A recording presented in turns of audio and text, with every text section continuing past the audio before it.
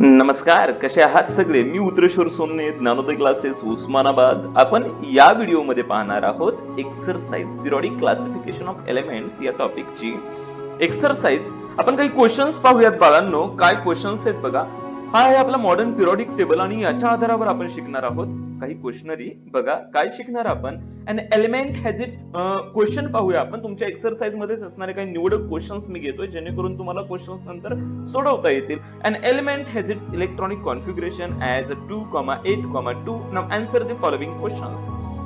एलिमेंटचे electronic configuration सांगितले आणि त्याच्यावरून काही प्रश्नांची उत्तरं द्या असं त्यांनी विचारले. आपण काही प्रश्नांची उत्तरं देऊयात. बघा, what is the atomic number of this element. आता इलेक्ट्रॉनिक कॉन्फिगरेशन सांगितले. पहिल्या कक्षेत 282. बघा इथं 282 असं इलेक्ट्रॉनिक कॉन्फिगरेशन सांगितलंय.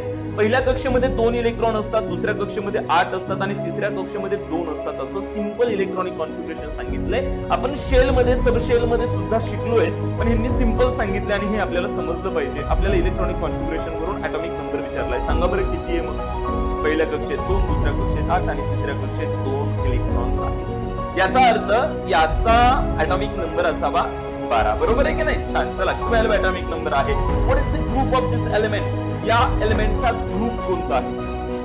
जर पहिल्या कक्षेत 2 आहेत, दुसऱ्या कक्षेत 8 आहेत आणि तिसऱ्या कक्षेत 2 आहेत, ठीक आहे, आम्हाला ऍटॉमिक नंबर 12 आहे असं समजलं. आम्ही जर आमच्या टाइपनं इलेक्ट्रॉनिक कॉन्फिगरेशन जर विचार केला तर ह्याचं इलेक्ट्रॉनिक कॉन्फिगरेशन आहे 1s2 2s2 3s2 3s2 आणि 3s2 काय इंडिकेट करतं. 3 मीन्स थर्ड पिरियड आहे आणि s2 काय इंडिकेट करतं. तर s मध्ये 2 इलेक्ट्रॉन आहेत, याचा अर्थ त्याचा ग्रुप कोणता आहे. जर s मध्ये 1 असतं तर ग्रुप फर्स्ट असता.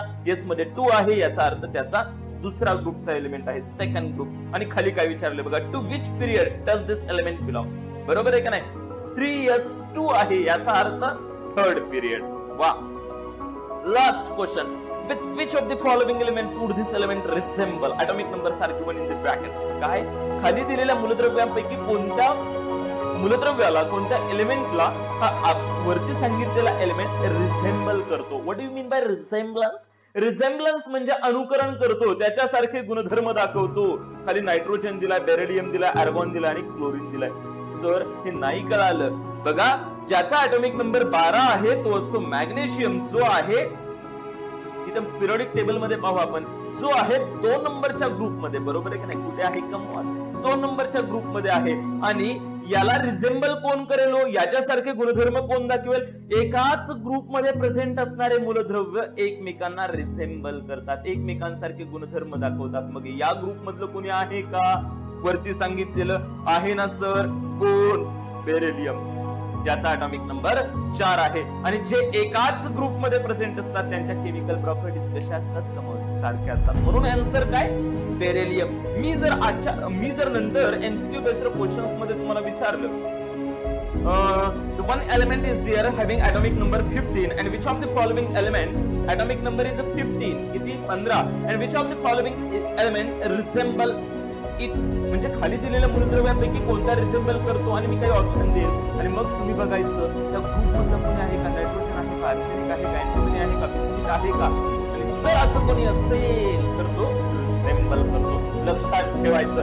सर आमच्या समोर पिरियोडिक टेबल नसेल बघायला, मग मी ऍटॉमिक नंबर दिलेला असेल त्या ऍटॉमिक नंबर वरून तुम्हाला इलेक्ट्रॉनिक कॉन्फिगरेशन कळायला पाहिजे आणि इलेक्ट्रॉनिक कॉन्फिगरेशन वरून मॉडर्न पिरियोडिक टेबल मध्ये त्याची पोझिशन समजली पाहिजे. आणि जो एकाच ग्रुप मध्ये आहे तो त्याला रिसेंबल करतो, हे तुमच्या लक्षात आलं पाहिजे. चला नेक्स्ट क्वेश्चन पाहूया. 3 लिथियम म्हणजे ऍटॉमिक नंबर 3 असणारा लिथियम आहे, सिलिकॉन आहे, हेलियम 2, सोडियम 11 आणि phosphorus 15. Which of this elements belong to period 3. खालील पैकी कोणते एलिमेंट 3 नंबरच्या पिरियड मध्ये आहेत सांगा. चला, लिथियमचा ऍटॉमिक नंबर 3 आहे, याचा अर्थ त्याचे इलेक्ट्रॉनिक कॉन्फिगरेशन आहे 1s2 2s1 याचा अर्थ तो 3 नंबरच्या पिरियड मध्ये नाहीये. 14 सिलिकॉन, याचा अर्थ त्याचे इलेक्ट्रॉनिक कॉन्फिगरेशन आहे 1s2 2s2 2p6 3s2 3p2. बरोबर आहे का नाही. आणि 3p2 याचा अर्थ तो 3 नंबरच्या पिरियड मध्ये आहे. हेलियम 2 1s2 नाहीये, तो 3 नंबरच्या पिरियड मध्ये. सोडियम 11 याचा अर्थ त्याचे इलेक्ट्रॉनिक कॉन्फिगरेशन आहे 1s2 2s2 2p6 3s1 आणि 3s1 याचा अर्थ तो तिसऱ्या पिरियड मध्ये आहे आणि पहिल्या ग्रुप मध्ये आहे.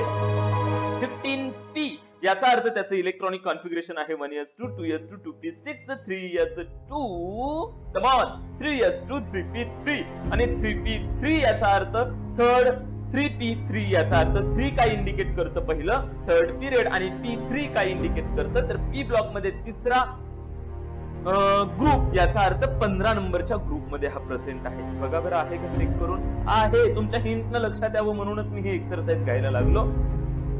आणखीन खाली दिले बघा hydrogen nitrogen calcium sulphur beryllium आणि argon which of this elements belong to the second group खालीलपैकी कोणते एलिमेंट सेकंड ग्रुप मध्ये आहेत.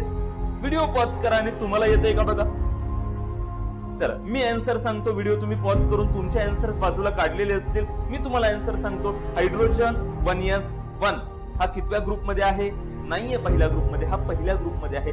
नायट्रोजन 7 1s2 2s2 2p3 याचा अर्थ तो p ब्लॉक एलिमेंट आहे आणि p ब्लॉक एलिमेंट हे 13 ते 18 मध्ये येतात बरोबर आहे. कॅल्शियम 20 याचा अर्थ त्याचं इलेक्ट्रॉनिक कॉन्फिगरेशन काय 1s2 2s2 2p6 3s2 3p6 4s2 आहे की नाही आहे.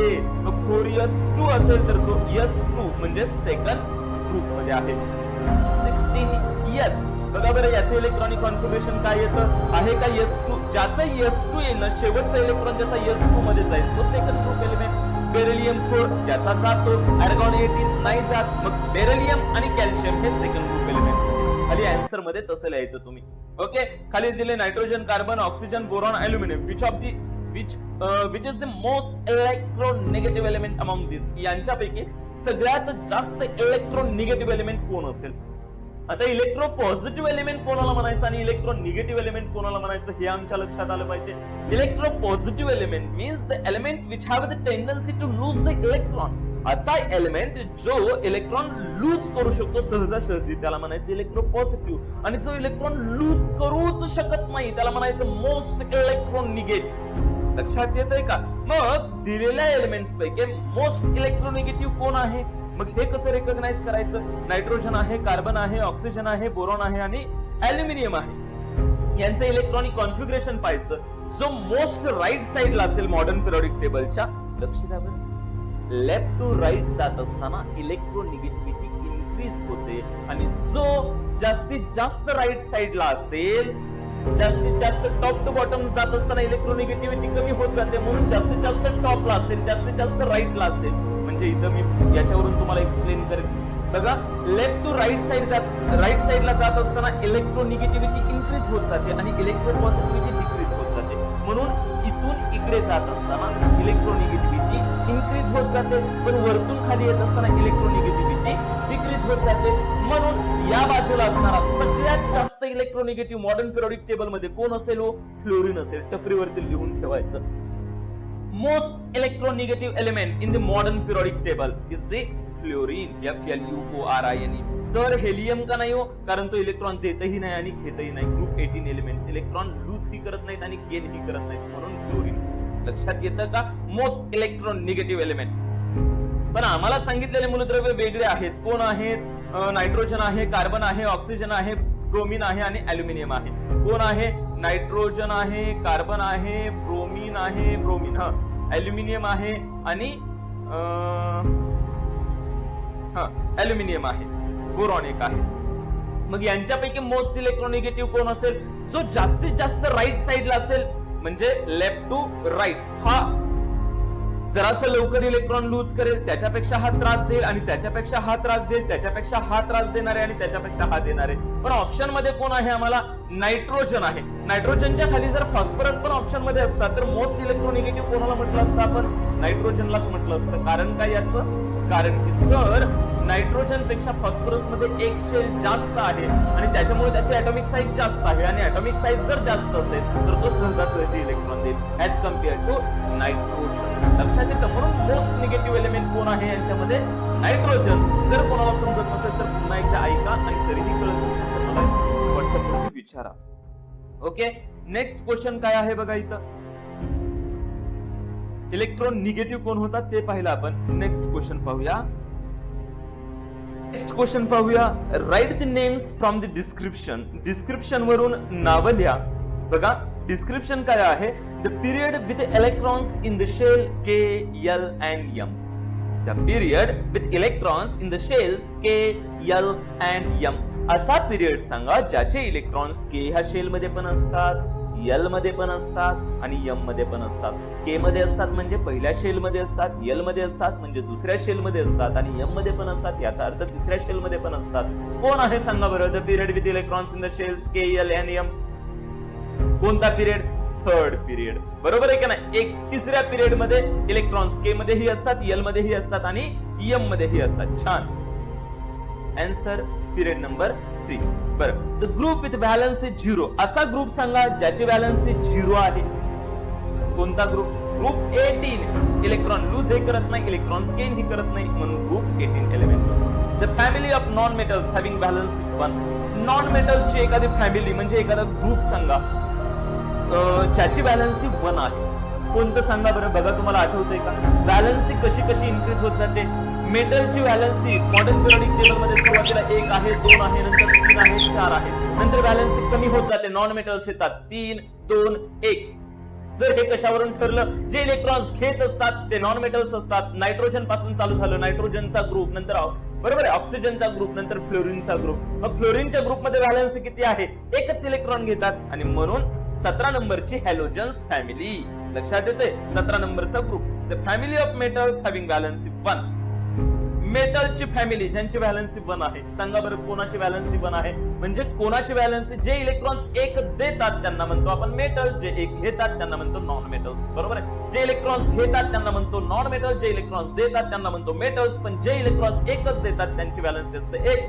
ग्रुप 1 एलिमेंट त्यांना म्हणतो आपण अल्कली मेटल्स. ग्रुप 2 ला काय म्हणतो? रिवाइज करूया. अल्कलाइन मेटल्स म्हणतो, अल्कलाइन अर्थ मेटल्स. बरोबर आहे? छान. The family of metals having valency 2. कोणते? Alkaline earth metals. आत्ताच म्हटल्याप्रमाणे group 2 elements. Next, the metalloids in the second and third period. Metalloids कोणाला म्हणायचं? जे झिगझॅग लाईन वरती प्रेझेंट आहेत त्यांना आपण मेटॅलॉइड्स म्हणतो. मॉडर्न पिरियोडिक टेबल मध्ये तुम्हाला दिसत असतील. जे सेकंड आणि थर्ड पिरियड मध्ये आहेत असे मेटॅलॉइड्स कोण? Silicon, germanium, arsenic. पाठच ठेवायचं हे सिलिकॉन, जर्मेनियम, आर्सेनिक. छान. Non metals in the period 3, non metals in the third period. Zigzag लाईनच्या राईट साइडला जे आहेत ते नॉन मेटल्स आहेत आणि थर्ड पिरियड मध्ये असे कोण कोण आहेत बघा बरं? Phosphorus, sulphur, chlorine, argon. बघा मॉडर्न पिरियोडिक टेबल मध्ये 2 एलिमेंट्स हॅव्हिंग व्हॅलन्सी 4. 2 मूलद्रव्यांची नावं सांगा ज्यांची व्हॅलन्सी 4 आहे. कार्बन आहे. 2 elements having valency 4. Oxygen, sulphur, carbon, हे सगळंच. बरोबर आहे का नाही? ऑक्सिजन आहे, सल्फर आहे. 4 व्हॅलन्सी असणारे कोण कोण आहेत ते बघा. अशा पद्धतीनं आपण एक्सरसाइज पण संपवलीये. एक्सरसाइजचे क्वेश्चन सगळे सोडवा, सगळे क्वेश्चन मला लिहून पाठवा. जिथं जिथं तुम्हाला अडचण येते, जिथं जिथं तुम्हाला वाटतंय की आपल्याला हे समजलं नाहीये, लक्षात येत नाहीये, तिथं तिथं तुम्ही विचारण्याचा प्रयत्न करा.